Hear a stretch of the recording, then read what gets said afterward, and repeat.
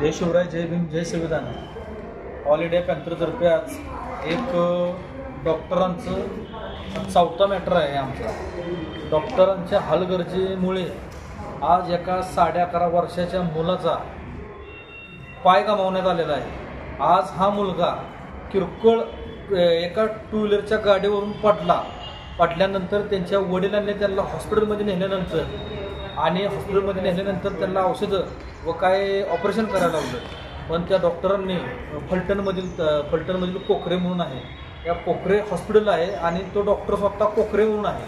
या कोकरे डॉक्टरानं त्याच्या कोकरे डॉक्टरच्या हलगर्जीपणामुळे आज ह्यांच्या मुलाचा पाय गमावा लागलेला आहे. अत्यंत दुर्दैवी बाब आहे ही. आणि हे डॉक्टरांची 4-5वी तक्रार आमच्या सातारा जिल्ह्यामध्ये आमचे मायबाप कलेक्टर साहेब यांना ही 5वी तक्रार माझी आहे की खरंच डॉक्टर लोक डिग्र्या ह्या आता आजकाल पैशामुळे मिळवत आहेत का कशा मिळवत आहेत असा आम्हाला प्रश्न पडायला लागलेला आहे. आता डॉक्टरांकडे जायचे कसे हे बी आम्हाला कळणं झालेलं आहे.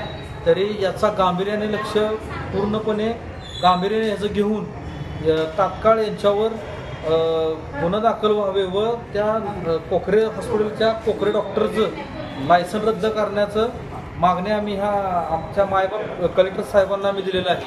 हे कुठपर्यंत चालणार? असले डॉक्टर लवकरात लवकर सातारा जिल्ह्यातनं नव्हे तर महाराष्ट्रातनं हद्दपार करा अशी आमची भूमिका राहणार आहे.